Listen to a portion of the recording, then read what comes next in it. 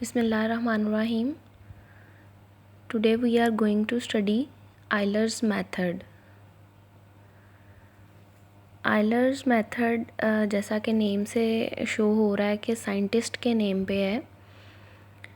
Euler's method को हम use करते हैं. Euler's method में जो Euler फार्मूला है उस फार्मूले को यूज़ करते हुए हम ऑर्डिनरी डिफरेंशियल इक्वेशंस को सॉल्व करते हैं, या आप कह लें कि ये एक अप्रॉक्सीमेट सॉल्यूशन देता है हमें. एग्जैक्ट तो नहीं, लेकिन एक अप्रॉक्सीमेट जो सॉल्यूशन है वो हमें इस मेथड से मिल जाता है. फ़र्स्ट ऑर्डर डिफरेंशियल इक्वेशन की हम यहाँ पे बात करेंगे, और फर्स्ट ऑर्डर डिफरेंशियल इक्वेशन में नेक्स्ट हमारे पास जो है वो ODE ऑर्डिनरी डिफरेंशियल इक्वेशन. इनको सॉल्व करने के और भी बहुत सारे मेथड हैं, लेकिन आइलर्स मेथड में हम अप्रॉक्सीमेट सॉल्यूशन काफ़ी हद तक सही जो है वो अपना फाइंड आउट कर सकते हैं, इसलिए ये मेथड यूज़ किया जाता है. तो अगर हम प्रेफर इसको क्यों कर रहे हैं वो देखें कि एक्सप्लिसिट और इम्प्लिसिट सॉल्यूशंस हमारे पास आते हैं. हम इस फार्मूला को यूज़ करते हुए एक्सप्लिसिट और इम्प्लिसिट सॉल्यूशन निकाल सकते हैं, लेकिन इम्प्लिसिट जो हमारे सॉल्यूशन है उनको फाइंड आउट करना इटसेल्फ एक कॉम्प्लिकेट जो है ना थिंग है, उसको हम इतना आसानी से नहीं कर सकते. इसलिए हमारे जो सॉल्यूशंस होंगे वो एक्सप्लिसिट होंगे. अप्रॉक्सीमेट सॉल्यूशन हम फाइंड आउट करेंगे. ग्राफिकल टेक्निक्स भी मोस्टली इसको कहा जाता है, लेकिन ये इतनी ग्राफिकल नहीं है, ज़्यादा ये कंप्यूटेशनल है आइलर्स मेथड. अप्रॉक्सीमेट सॉल्यूशन हम यहाँ पे लेते हैं आइलर्स मेथड में, जिसको हम मोस्टली कंप्यूटेशनल से रिलेट करते हैं. उसके बाद आप ये स्टूडेंट्स इसका इंट्रोडक्शन है सारा आइलर्स मेथड का. अभी हम प्रॉब्लम सॉल्व करते हैं, फिर क्लियर होगा. ये हमारे पास ये जो कर्व है, ये वाला, ये जो ब्लैक कलर का कर्व है, बेसिकली ये मेरे पास जो सॉल्यूशन है डिफरेंशियल इक्वेशन का वो इस कर्व में हिडन है. मुझे नहीं पता कि x की कौन सी वैल्यू पे y की कौन सी वैल्यू आ रही है, ये मुझे फार्मूला से पता चलना है. अब ये जो डॉट्स लगाए हुए हैं ये पहली वैल्यू है जो हमारे पास आ गई है. इनिशियल कंडीशन हमेशा हमें गिवन होगी, उसी इनिशियल कंडीशन को यूज़ करते हुए हम बाकी जो है वो सॉल्यूशन फाइंड आउट करेंगे. तो देखें, अगर अब मैं यहाँ से इस कर्व को एक्सक्लूड कर दूँ या निकाल दूँ तो मेरे पास पीछे ये जो पिंक कलर के आपको डॉट्स नज़र आ रहे हैं यही बच जाएंगे. तो मैं ये कह सकती हूँ कि अगर मेरे पास एग्जैक्ट सॉल्यूशन नहीं भी मैं फाइंड आउट कर सकती, तो मैं इस फार्मूला से या इस ग्राफिकल टेक्निक से अपना सॉल्यूशन अप्रॉक्सीमेट फाइंड आउट कर सकती हूँ. देखें, बिल्कुल कर्व के ऊपर ये पॉइंट्स नहीं हैं, ये सॉल्यूशन था जो मेरे पास हिडन था, और ये जो पॉइंट्स मेरे पास आए तकरीबन वो भी अप्रॉक्सीमेट आए हैं, करीब करीब आए हैं. उसके बाद ये कि हाउ डज़ इट वर्क, कि ये फार्मूला जो है ये हमारे पास आता किस तरह से है आइलर्स मेथड का. यूज़ तो हमने जस्ट फार्मूला ही करना है, लेकिन आपको ये भी पता होना चाहिए कि फार्मूला हमारे पास किस तरह से आया है. ये वाला ग्राफ देखें, एक्स और वाई प्लेन, ये जो ब्लैक कलर की कर्व है ये सॉल्यूशन है, ठीक है, मेरी ऑर्डिनरी डिफरेंशियल इक्वेशन का. अब देखें कि ये जो पहला पॉइंट है ये वाली, ये मेरे पास इनिशियल कंडीशन थी जहाँ पे x क्या है, 0 है, और y भी 0 है, और ये इसके ऊपर एक टेंजेंट ड्रॉ किया है, टेंजेंट. उसके बाद मैंने कहा कि अगर यहाँ पर x 0 है तो y 0 है. अब नेक्स्ट जो मेरा स्टेप है, मैं कहती हूँ कि दूसरा पॉइंट मुझे यहाँ पर मिल रहा है इस जगह पे, तो इसको मैंने x1 का नेम दे दिया, और ये जो y के अलॉन्ग था ये y1 हो गया. तो अब देखें कि अगर मुझे फाइंड आउट करना हो x0, तो x0 तो मुझे पता है कि वो इनिशियल कंडीशन है, वो हमेशा गिवन होगी, और y0 भी हमेशा हमें क्वेश्चन में गिवन होगा.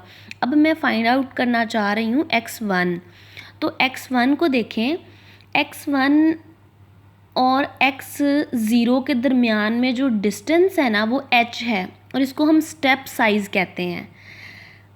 अब ये देखें इधर, ये जो h है ये डिस्टेंस है किसके दरमियान, पहली जो मेरे पास पॉइंट आया और दूसरा, अब सो ऑन मेरे पास नेक्स्ट भी x2 x3 x4 तक मेरे पास पॉइंट्स आने हैं। अब मैंने यहाँ पे ये सिर्फ आपने ये याद रखना है कि ये जो स्टेप साइज़ है ये क्या है, एक अगर मैं न्यू पॉइंट यहाँ पे x2 लेना चाह रही हूँ तो x2 और x1 के दरमियान जो डिस्टेंस होगा वो स्टेप साइज़ होगा कि एक पॉइंट से नेक्स्ट पॉइंट का डिस्टेंस जो होगा। तो अब देखें कि अगर ये मेरे पास सेकंड पॉइंट आया था तो मैंने यहाँ पे एक राइट एंगल ट्रायंगल जो है वो ड्रॉ कर ली है। तो मेरे पास ये तो हो गया h, ये हो गई स्लोप। तो स्लोप आपको पता है कि tan थीटा के अकॉर्डिंग अगर हम देखें तो परपेंडिकुलर ओवर बेस होती है।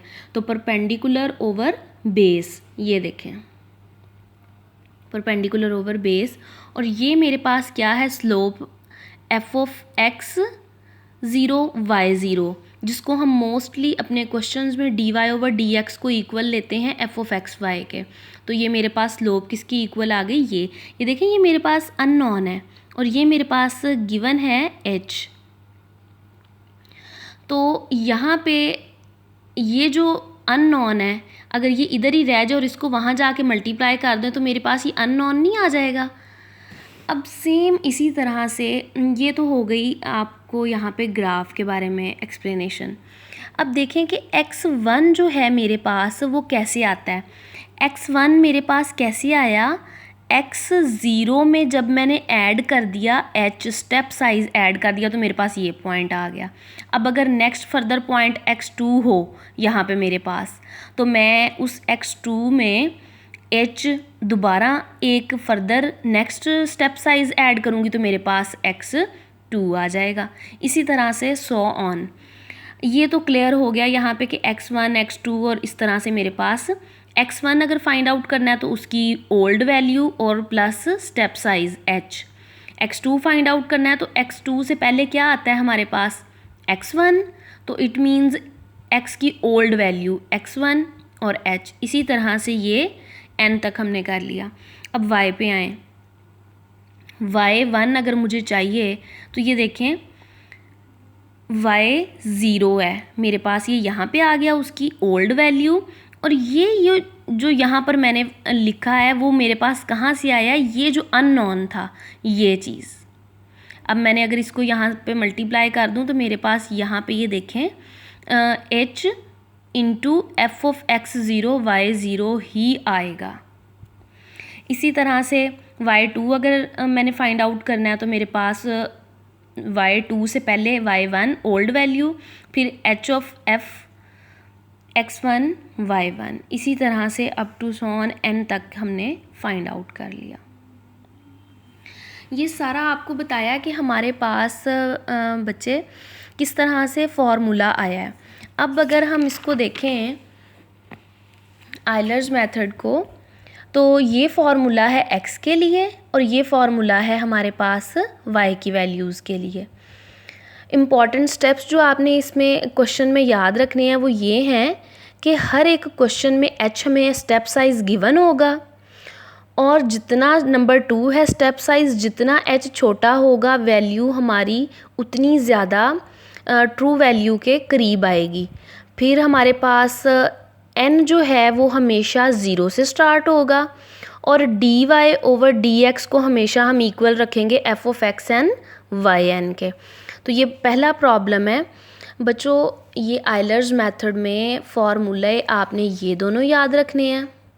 उसके बाद आपको क्वेश्चन गिवन होगा, एक आपको ऑर्डिनरी डिफरेंशियल इक्वेशन गिवन होगी जिसको हमने इक्वल रख, देखें अभी हमने यहाँ पे कहा है dy ओवर dx इसके इक्वल है, तो ये देखें dy ओवर dx किसके इक्वल है, इसके। dy ओवर dx इसके इक्वल था इस इक्वेशन के, तो हमने f ऑफ x y को इक्वल रख लिया इसके। उसके बाद हमें इनिशियल कंडीशन भी गिवन होगी y of 3 is equal to 1 और एच स्टेप साइज़ भी हमें अक्सर गिवन होगा, अगर नहीं गिवन होगा तो ये हम खुद सपोज करेंगे और छोटी से छोटी वैल्यू लेनी है। जितना एक स्टेप का दूसरे स्टेप साइज़ में डिस्टेंस कम होगा हमारा आंसर उतना ही एक्यूरेट आएगा। तो यहाँ पर देखें ये इनिशियल कंडीशन है हमें, ठीक है, ये कंडीशन उसने दी हुई है। तो ये y के जब x की वैल्यू हमारे पास 3 होगी तो हम कहते हैं y0 जो है वो 1 होता है। तो ये देखें y of x0 is equal to y0, तो x0 फिर इसके अकॉर्डिंग यहाँ पे क्या बन रहा है 3 और y0 क्या बन रहा है 1 बन रहा है। अब देखें हम x के लिए वैल्यूज़ फाइंड आउट करने लगे हैं। क्वेश्चन में आपको कोई स्पेसिफिक वैल्यू भी दी जा सकती है इस तरह से कि y ऑफ 3 पे वैल्यू फाइंड आउट करें। ये क्या है, ये x है कि आप जब x की वैल्यू 3 हो तो y की वैल्यू पता लगाएं। तो यहाँ पर हम क्या कर रहे हैं, यहाँ पे हम n 0 से लेके 5 तक हम खुद डिफरेंट वैल्यूज़ x की खुद बना रहे हैं, खुद निकाल रहे हैं। तो यहाँ पर जब n 0 होगा तो हमारे पास x1 देखें जहाँ जहाँ n था, ये वाला फार्मूला अब मैंने यहाँ पे राइट किया है। तो जब n हमारे पास क्या है 0 है, जहाँ जहाँ n है वहाँ वहाँ 0 पुट कर लें तो हमारे पास x1 की वैल्यू आ जाएगी। स्टेप साइज़ भी हमें गिवन है क्वेश्चन में, और जहाँ पर ये देखें 0 रखा तो x0 भी हमें गिवन था क्वेश्चन में, ये देखें 3।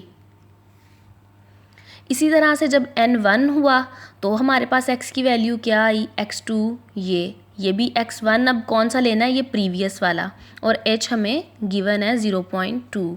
इसी तरह से जब n हमारे पास क्या होगा 2 होगा तो हमारे पास x2 अब ये देखें ये वाला हमने यहाँ पे पुट कर देना 3.4, और h हमारे पास ऑलरेडी गिवन है तो हमारे पास x3 की वैल्यू आ जाएगी।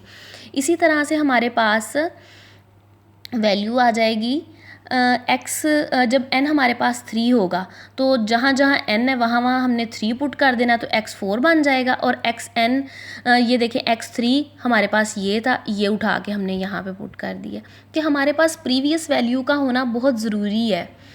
h भी हमारे पास गिवन है। इसी तरह से जब n 4 है तो x5 की वैल्यू आ गई हमारे पास 4। इसी तरह से जब n 5 है तो हमारे पास x की वैल्यू आ गई 4.2। अब हमने y के लिए करना है। पहले हमने एक बार n 0 से लेके 5 तक पुट किया तो हमारे पास x की वैल्यूज़ आ गई। अब हमारे पास y की, अब जब n 0 है हमारे पास तो ये कौन सा फार्मूला है, ये देखें ये वही वाला फार्मूला जो स्टार्ट में मैंने कहा कि आपने याद रखना है। ये हमारे पास एक्सप्लिसिट सोल्यूशन के लिए आइलर्स मेथड या आइलर्स फार्मूले हैं, और ये आइलर्स फार्मूला है। ये देखें n की जगह पे 0 0, यहाँ पर भी 0 और यहाँ पर भी 0, h हमें गिवन है। अब देखें जब क्वेश्चन स्टार्ट किया था प्रॉब्लम तो हमने कहा था f ऑफ x y जो है वो इक्वल होगा dy ओवर dx के। तो इधर फंक्शन की जगह पे हमने क्या रखना है, जो हमें क्वेश्चन गिवन होगा, जो हमें ODE की इक्वेशन हमें स्टार्ट में गिवन होगी वो हमने यहाँ पे पुट करनी होगी। तो जहाँ जहाँ n था वहाँ वहाँ 0 रखा, क्योंकि ये देखिए हम अब किसके लिए सॉल्व कर रहे हैं, n 0 के लिए। तो x0 y0 h की वैल्यू हमें गिवन है, y0 की वैल्यू भी हमें स्टार्ट में ये देखें गिवन थी 1, वो हमने यहाँ पे पुट कर दी। अब ये देखें कि ये हमने किस तरह से पुट किया है। यहाँ पे देखें ये question dy over dx 6 - 2y over x मौजूद था, तो इसको किसके इक्वल कह दिया, f ऑफ एक्स वाई का। ये हमने यहाँ पे स्टेप इम्पॉर्टेंट स्टेप में ये आपने याद रखना है हमेशा, f ऑफ एक्स वाई है। उसके बाद देखें f ऑफ एक्स वाई जो फंक्शन था वो किसके इक्वल था, 6 - 2y ओवर x। तो इसकी जगह पे हमने ये पुट कर देना है, ये देखें यहाँ पे f ऑफ x0 y0। तो यहाँ पे देखें 6 - 2y ओवर x था, तो क्योंकि ये हम n 0 के लिए कर रहे हैं इसलिए जहाँ जहाँ y के साथ हमने 0 लगा दिया और x के साथ भी 0 पुट कर दिया, क्योंकि हमें पता है कि हमारे पास y 0 की भी वैल्यू है और x 0 की भी वैल्यू है। यहाँ पे फिर फर्दर जस्ट इसमें वैल्यूज़ पुट की हैं, 6 - 2, ये y0 कहाँ से आया, ये इनिशियल कंडीशन। सबसे पहले इनिशियल कंडीशन का होना हमें ज़रूरी है, जो कि हर क्वेश्चन में गिवन होगी। जब तक हमारे पास पहली इनिशियल कंडीशन ही नहीं होगी, हम फर्दर नेक्स्ट कोई सोल्यूशन फाइंड आउट नहीं कर सकेंगे। यहाँ पे ये देखें, y0 की भी वैल्यू रखी और x0 की भी गिवन थी, इसको हमने सॉल्व किया जस्ट, और हमारे पास वैल्यू आ गई है y1 की, ये वाली। उसके बाद x1 same like this, x1 sorry मैं कह रही हूँ n1 के लिए जब हमने किया तो ये देखें, यहाँ पे क्या फार्मूला में था, yn+1, तो n हमारे पास क्या है 1 और 1 2 हो गया, y2 के लिए अब ये वैल्यू आ जाएगी। यहाँ पे n था yn, तो 1 पुट हो गया n की जगह पे, f ऑफ यहाँ पर देखें xn yn था तो 1 1 पुट हो गया, और यहाँ पे h। फिर y1 जो हमारे पास आया वो ये आया, वो यहाँ पे पुट कर देना है, और प्लस साइन f ऑफ, अब इस फंक्शन की जगह पे अगेन वही जो हमें क्वेश्चन में गिवन है वो यहाँ पे हमने पुट कर देना है। 6 - 2, क्योंकि अब ये n1 के लिए कर रहे हैं, तो जहाँ जहाँ y है वहाँ वहाँ हमने उसके साथ 1 और x1 करना है। तो देखें y1 की वैल्यू ये रही, और x1 की वैल्यू हमने फाइंड आउट की है अभी पिछले पेज पे, वो 3.2 हमारे पास आई थी। तो हम कह सकते हैं कि ये जो y की वैल्यू है हमने तब फाइंड आउट किया जब हमारे पास x क्या था, 3.2। तो क्वेश्चन आपको ऐसे भी आ सकता है कि जब x की वैल्यू 3.2 हो तो y की वैल्यू पता लगाएं।